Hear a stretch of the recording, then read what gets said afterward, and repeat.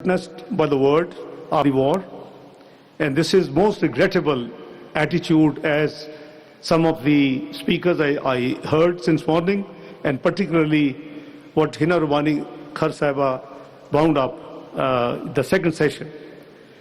India's present course of conduct runs contrary to the fundamental rules governing treaty relations, including the Vienna Convention, as well as universally adopted principles of international law.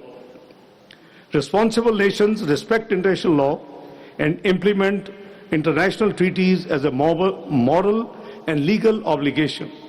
We are convinced that bringing international commitments cannot be arbitrarily, conveniently, or unilaterally disregarded, manipulated, or terminated. This remains the core of international law and norms.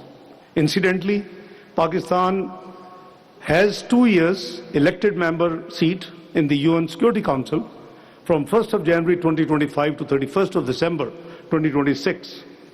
And countries in turn get its presidency. So did Pakistan last year in July.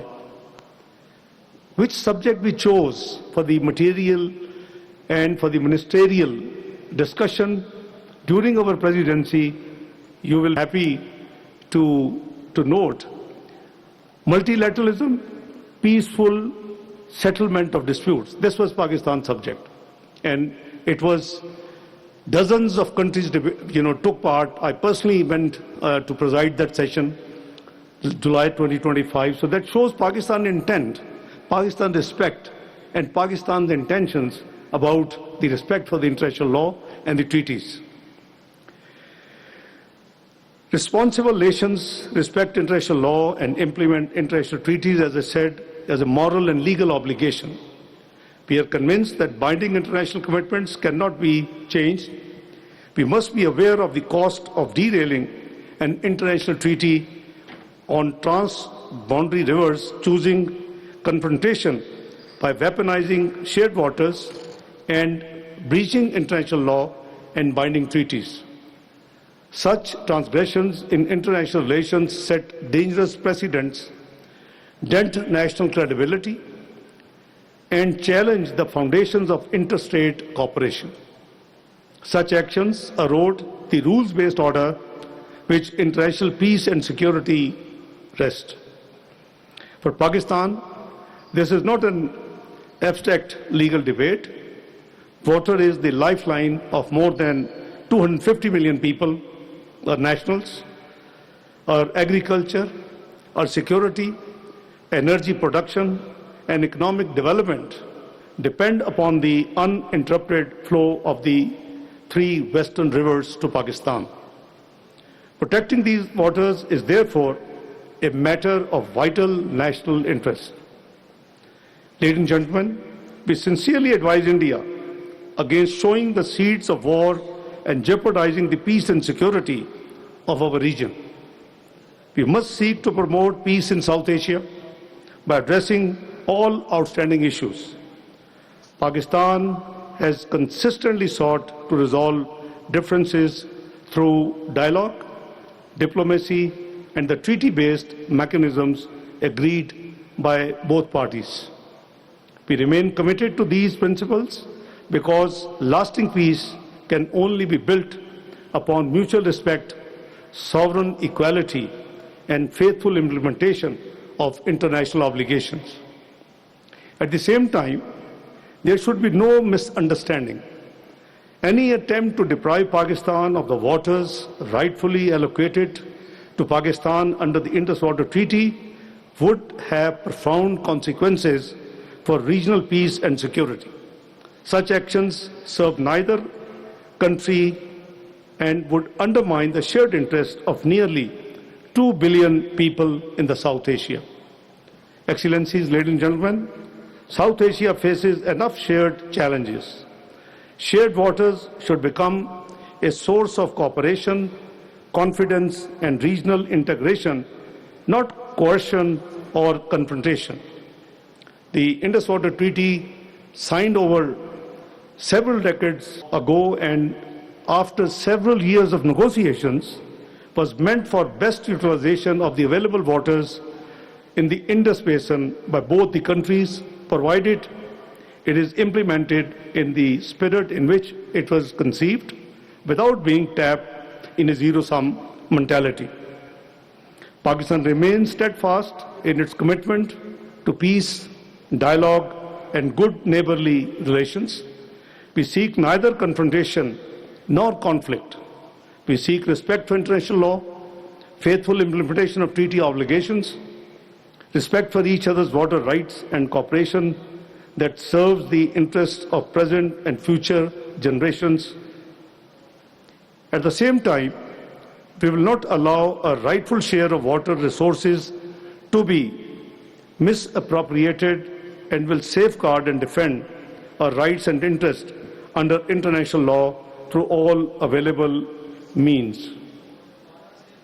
You might recall that after the May 2025 war, and rather after Pahalgam incident, and after the announcement of India to hold the treaty in abeyance, there was a National Security Committee meeting in Pakistan, chaired by Prime Minister Muhammad Shahbaz Sharif. National Security Committee comprises of the civil and military leadership, and they were unanimous in declaring that any diversion, any interruption, and any reduction in the rights of Pakistan vis-a-vis Indus Water Treaty will be treated as an act of war. And we decided this, we mean it, and we will make sure that our rights are not prejudiced or abused. I can say Pakistan has demonstrated to be a very careful country which tried to contribute to bring peace and security in this region. I'm referring to the US-Iran conflict. Recently, you have all observed.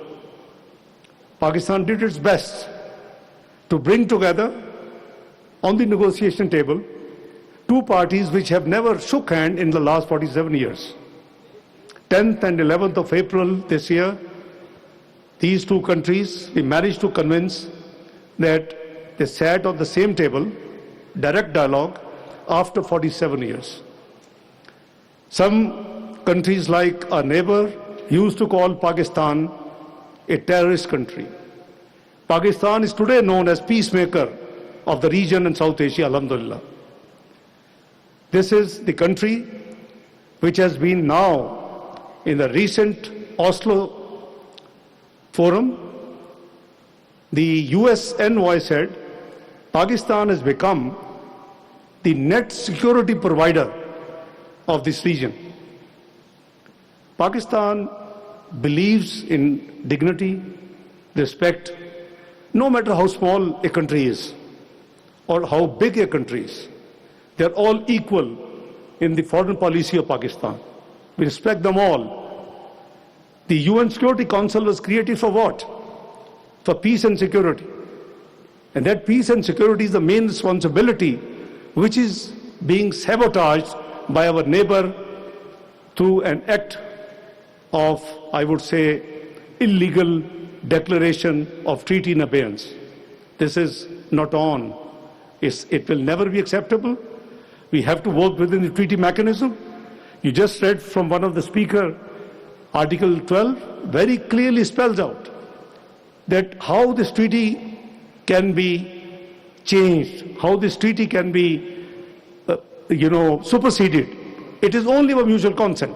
And there's a mechanism, there are three-tier mechanism in the treaty itself, how to resolve the disputes. So, one-sided, any action by our neighbor, they would be making a mistake. They did make a mistake last year. The Pahalgam incident, Pakistan had nothing to do with it. Within hours, Pakistan Prime Minister Muhammad Shahbaz Sharif made an open offer. And the international community is very well witness to that offer, that we are ready to undergo and agree to any international investigation of the Pahalgam incident, which actually led to their declaration of treaty in abeyance?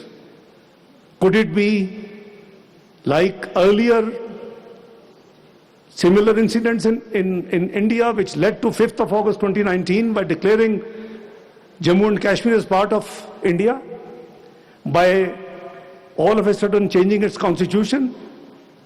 So please don't play these mistakes and don't play these dramas. I think we should live like good neighbors. My parliamentary colleague just shared with you, Pakistan has made in the past number of attempts.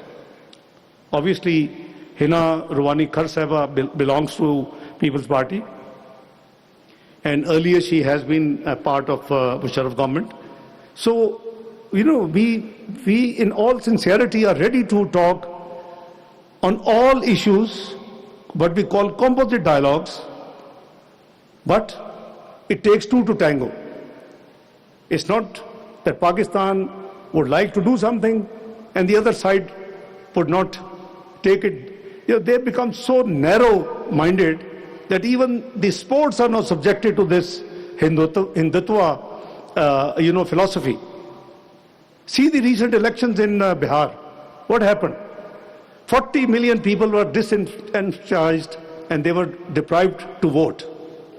So you see, that is their, internal matters, but I think the world community must take notice of it. It is certainly not desirable. This region houses over 2 billion human beings, and we are all bound by the UN. Though that institution was created for such purposes, the UN Security Council main mandate is security and peace. So this is a clear subject which the global community must impress upon in order to have peace in the region. So in conclusion, the Indus Water Treaty is not merely, as I said, a water sharing arrangement, but a vital instrument of regional peace, stability and cooperation. Let us reaffirm that shared waters must never be weaponized. They must remain a bridge between nations, guided by cooperation, dialogue and respect for international law, for the benefit of the present and future generations. I thank you all.